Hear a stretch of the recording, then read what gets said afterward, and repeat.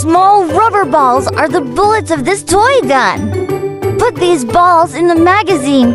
Close the magazine and put the magazine in the gun. Then load the gun. Attach the handle and the scope is ready.